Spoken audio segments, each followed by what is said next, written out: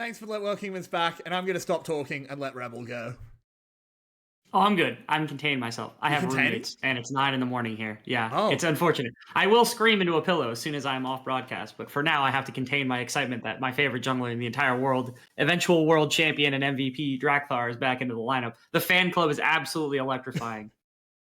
The Drakthar fan club is truly brought back from the brink. Electrifying. Literally, we were dead in the water for a little while there because he wasn't around, but he's back, and it's kind of cool. And it's for a lot of very good reasons. Hopefully, like, we have a lot of substitutions actually in these two games because we haven't seen Pun, we didn't see Drakthar. This is the first time Ron OP or Ron OP. I'm pretty sure it's Ron OP at this point.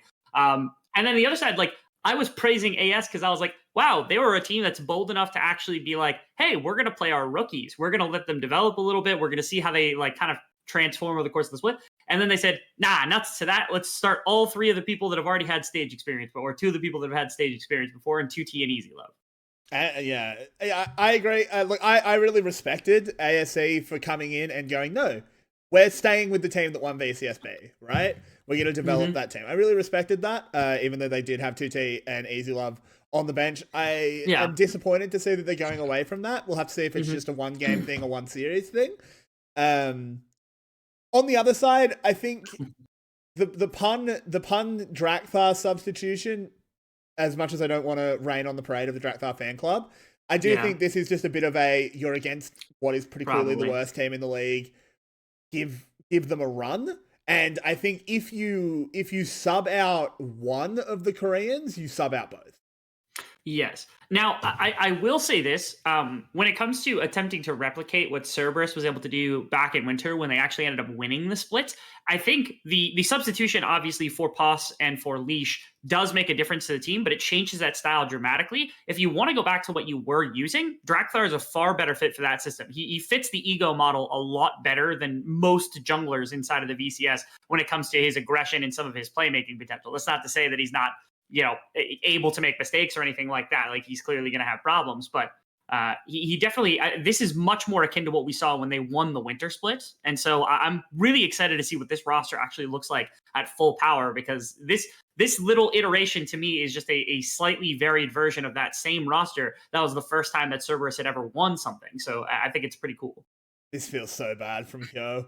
This feels so bad for him. You'd have to watch as someone takes away your wolves. Brutal. Yeah, LLT not able to move perfectly right now, and Yato had enough agency over the mid lane that, like, it's just super easy for support to come through, not to mention he got the first jump. He's actually behind Drakthar right now. LLT can move now, though, is the one problem, so there was that as well. There's still camps available, so Hyo actually has found himself in a position where he could go grab Krugs if he wanted to, just for free from Drakthar. Yeah, I actually think Hyo made the best of a bad situation there by being able to sneak around. And steal away the crab. I think Drakthar definitely thought he'd be able to retreat to that crab super easily. And now there's actually a situation that I think they're setting up that, okay, Hyo loses a wolf camp, but he gets both crabs. I think he's okay with that situation. Yeah, I think grand scheme of things, he's down about a camp or half a camp, something like that in terms of gold / experience, but he does get first. Yeah, it could have been a ton of, he could have died right there. He could have been pushed out of his jungle. Like, he made the best of it. Yeah, absolutely. He did well, especially for a rookie. Like, jungle position's probably the hardest one to try to adapt to very quickly. We saw that last split in spades. How many rookie junglers did we see Flash go through last split trying to figure out which one was going to work into all these superstars? And yet, able to make something work here. Artemis gets knocked up, so we'll take a lot of damage from Easy Love. Good timing for them to get this priority as well. As you see, Hyo is moving in. Ooh. Do they want to go for a dive? This is very hard against an Alistar. That is cooldowns. He's fairly squishy. Hyo doesn't quite catch on to Artemis. Bad target selection, bad calls. Okay. Just kill the Drakthar, I think, also was maybe second. Oh, he's still going to go for it. Yeah, he's flashing forward as well. Drakthar wants this kill onto Hyo. Should be able to get it as well with Yato cutting off the escape. This should be a first blood. Goes into the smoke, and there it is. Yato pretty upset not to get an assist, but Drakthar grinning. Yeah, really well played across the board. Again, I think it was... hang on a minute. They've got a blast cone as well. They try and get onto Xin, but the battle dance gets him on out. Yeah, that's that. That was just, I think, timing ended up working out really effectively right there from the side of Cerberus, and that to me is veterancy, right? Like Artemis and Rano P, they realized that like, okay, Hyo got pushed out of top side. There was a possibility that he could have showed up on the bottom side before Drakthar got the back and came into bottom lane, and so they were already pulling back to their tower pretty early in that setup, and AS like just had no way to force a little bit faster, and so Hyo had to go for a dive, had to go deeper. Really good split also from Rano P and Artemis. Again, like the play there was just so methodical from the side of Cerberus that Drakthar ends up getting there in time, but it wasn't him that made the play happen. Really, it was Artemis and Ron OP and the communication of the squad that kind of shined through to make sure that play happened. Yeah, I completely agree. Mm-hmm. And Drakthar, so far, he's very assertive. This is what we expect from him. There's no seeming rust coming off the bench. It's just hunger. Mm-hmm. He wants to justify himself getting more games. He doesn't want to let Leash come back in. You know, something I want to see. I always root for the native Vietnamese talent. I understand why Cerberus have gone for the import. I'm not as inflamed about it as some other members of our community are, but I still want our native talent to thrive. So yeah, seeing Drakthar coming back in, looking hungry, looking good is a treat. Yeah. Yeah, the thing I like about it is like there's so few teams around the world that effectively use subs, and I was hoping that Cerberus would be the first ones to do it because there's such a big difference between somebody like Poss and like Pun, and then the combination, of course, with Leash and Drakthar as being two identities for Cerberus that they could use tactically, rather than trying to make them like play against one another and figure out who's the best for the role, who's the best, and sticking with exactly one option. I was hoping Cerberus has like a permanent mainstay. They're always a good enough team to remain inside of the league. They've got good enough players in every other role that it feels like if they had the ability to run two separate offenses, one with Leash and one with Poss, and the other with Pun and Drakthar, that this would be a really interesting setup. Ooh, okay. Going to be Hyo moving into Drakthar's jungle. It looks like he's actually going to steal away a blue buff here. So Hyo bounces back from early bullying and gets himself a nice little steal. It should be answered. I think this is going to be a bit of vertical jungling. But Hyo is someone that's copped a lot of flack recently. So I'm happy to see that he's got the mental fortitude, he's got the resilience to keep fighting in this game. Yeah, and they've actually just split the map entirely. It is going to be Dragon for Rift Herald, which I think ultimately, like usually in the majority of games, you're favoring Rift Herald because the gold is just such a good injection, and that Dragon does nothing unless you start stacking it really effectively. And so it's dependent on what AS wants to do from this point in the game. But I think this is a solid snowball opportunity. So again, it seems like it's just back and forth trading between the two junglers, picking and choosing where it is that they want to be and being able to make the best of both worlds on both sides of this. The only problem is now I don't think Drakthar can do the vertical jungling, so he's not going to get the blue buff. So it was a blue buff and a dragon traded off for that one Rift Herald, which again, still favorable for gold, especially in terms of team gold, but there is at least that Hyo, again, is making some very solid decisions. They're just immediately calling the gank. Meganar very close. Pun does have flash, has to use it, but turns around for a parlay, and oh no, the deal was bad. Oh, I don't know.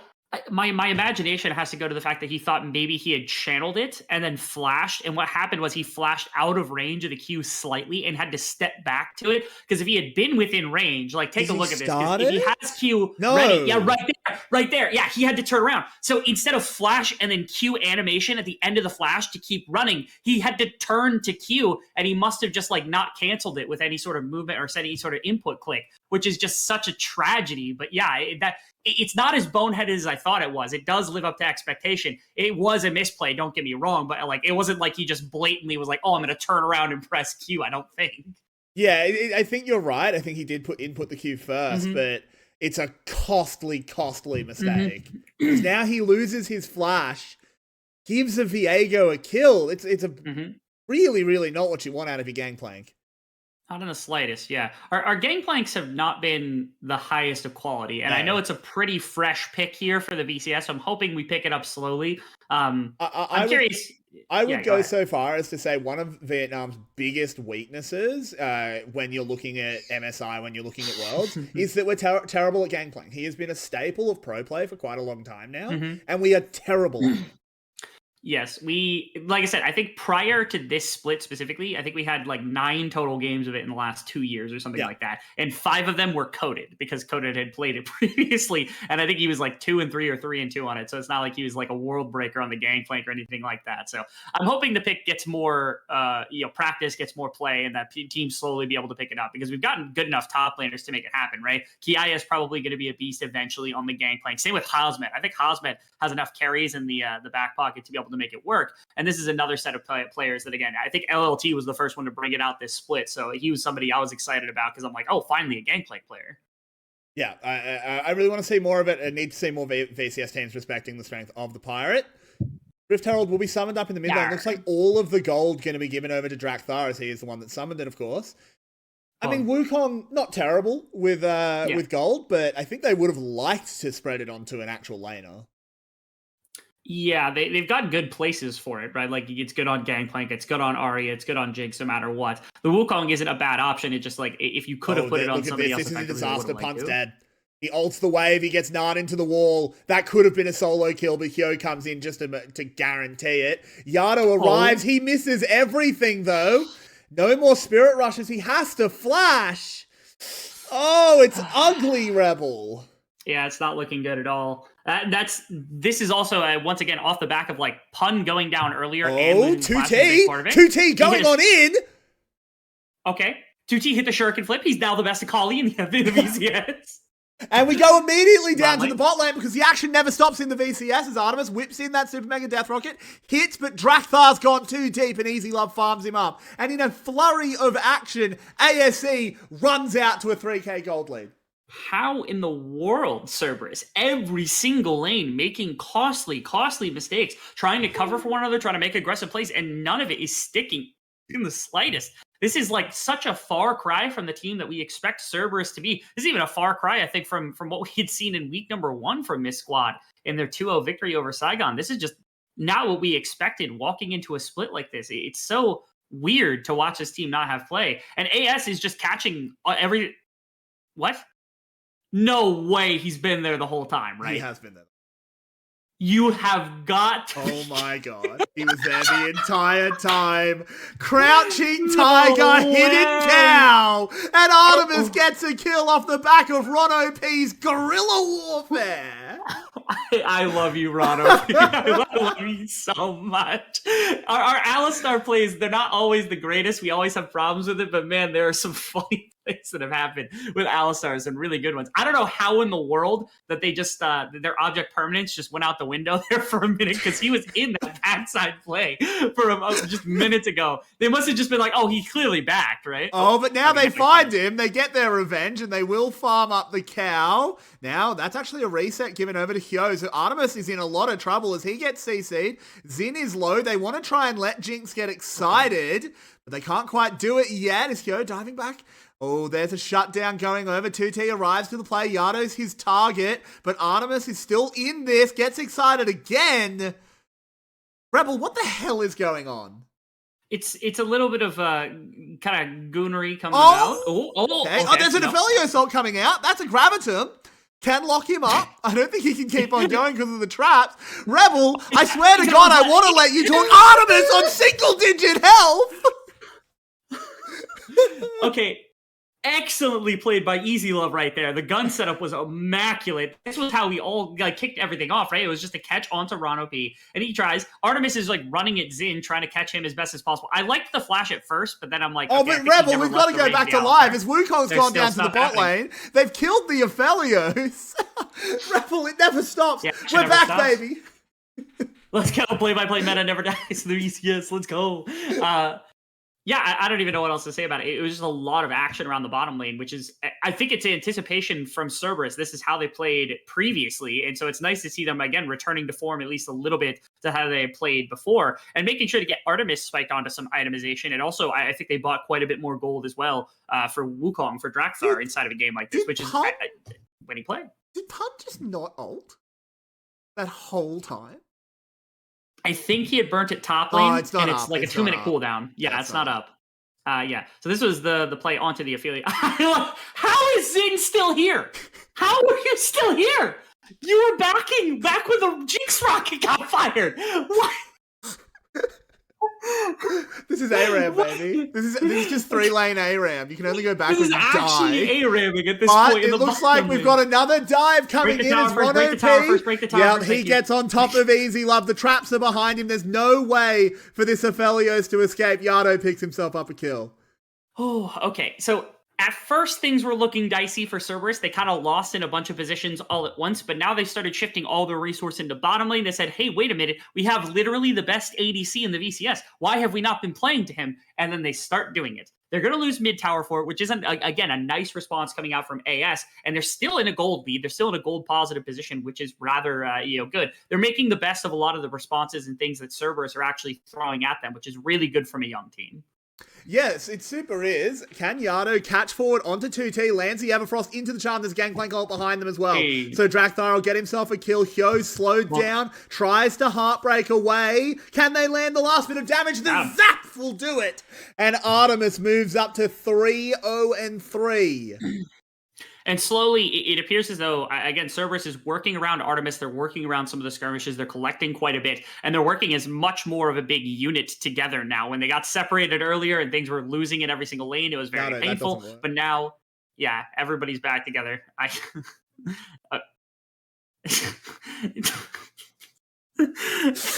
So I'm like, this is really weird, but like my stream is also like, it'll like lose some resolution, and as soon as it clears up, that's when something goofy happens every single time without failure. So like my screen gets perfectly clear, and then Easy Love just pops a Moonlight Vigil into nobody. I'm like, okay. I actually think I don't even hate the Moonlight Vigil because he makes them step back. And then they can clear the minions, so he does save the tower regardless. But it just looks so goofy. It's fine. This is just a little bit of a goofy game, but that's okay. I like the gold values. They're popping those out for us. It's mostly Artemis who's got enough gold inside of this game, which is nice to see because again, it's been a long time since we've really had a chance to see a game where like Artemis has taken over off the back of them assisting him, right? He's taken over in team fights and things, but it feels like Cerberus have really just not played to him in quite some time. And it's kind of nice to see a little bit of a call back to like the OG Cerberus where it was like the Artemis show and that was all that they had. Another tower does break in favor of ASE. Bad, they continue to get more gold. They have caught Artemis as well, but it doesn't matter because he's got friends coming in. Drakthar with a Cyclone to save his AD carry. Yardo moving forward. Bang, the 1-2 punch as they take down Easy Love. He's got no hope. 2T on the run. Yardo hunting him down, dealing so much damage. Has one more Spirit Rush. Needs to land the charm. Does. 2T flashes, but it's not good enough. There it is. The last of the flames will go in and take him down. And look, I think ASE can take a lot of things away that they did well in this early game, but in the end, the better players are currently winning. Yes, I think that's the case. It's really weird too, because again, when it came to like trying to salvage, when it came to macro stuff, AS is actually much more advanced than we thought that they were going to be in a lot of different ways. Like I said, this game has been a triumphant victory for them in that regard. But unfortunately, it seems like they're fighting, especially when it's in larger clusters, larger groups, just isn't anywhere near the level that Cerberus is right now. And when Cerberus figured that out, they're just like, yeah, let's fight anytime, anywhere, right? Here's a good example, right? There's 3 members around. You shouldn't be taking that fight if you're LLT, but he's expecting reinforcements, but then they get split apart, right? Like you have to be able to put all your pieces together. You got to be able to put your teammates. Don't do it to him, observers. He breaks his nose. Ugh. Oh, they even slow-moed it. Oh no! Okay, yeah, that's going on the montage as well next week, unfortunately. So, yeah, that's going in my cringe compilation. It's going in the VCS's cringe compilation. Literally, that's what it's doing. Yeah, but Cerberus, given the fact that the first few minutes went so disastrously, and that there was a lot of good play coming out from AS, again, to me, it's just they figured out, hey, we're better at fighting than them. Let's just fight them always. That's all they've been doing since then. Yeah, they just kind of looked down at their hands and went, we're better than them. Just kill them. Wait a minute. We can ego these fools. Pun in some trouble, but flashes away from the Spectral Maw. Well done there. Poor Pun. Yeah, Pun's not having any fun this game.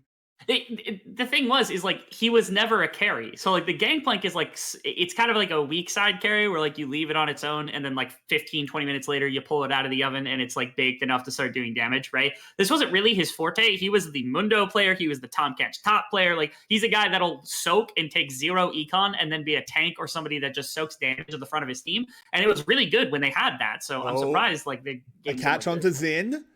Does use all that Rakan mobility to get out of there. If Gangplank's like a lovely pie, like every time a VCS player picks it, it just must be me, like a Looney Tune. Like I get the little scent waves and float over towards it because I love seeing VCS players pick this champion. But yeah, no, I mean, look, Pun doesn't have to do anything this game. He just has to make the game a 4v4. If he makes the game a 4v4, who cares?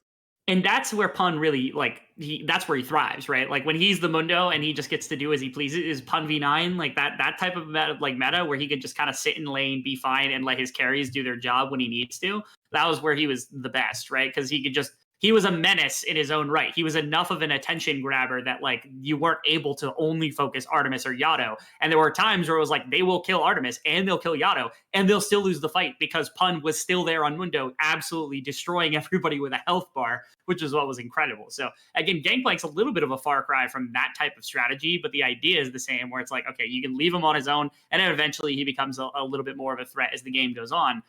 And with global impact, obviously, he's never going to be like useless inside of a game like this. Yeah, he actually had a pretty good ultimate in that last team fight, really cut off all the escapes because they just couldn't run through the cannonballs.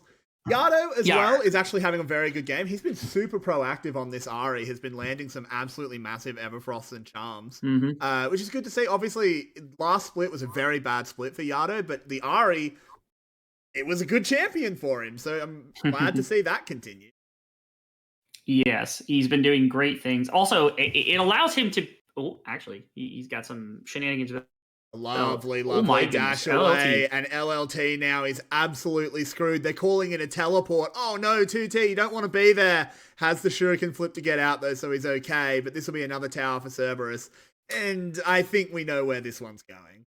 Yeah, Zin is on a hyper flank if they wanted to try something, but I don't think they want to try something. You're going to walk back to Baron. Right now, they have no front line, really. It's just Yo who would have to try to steal, or Zin would have to try to do something, but it feels like there's enough damage here that it's not going to happen. Yeah, you can just have Ron OP play Bouncer. You can't really heartbreak past an Alistar and into the pit. Yeah. Where he is. Yeah, that's going to be Baron taken down for Cerberus easily enough. There's a good smite coming afterwards. In. Yo.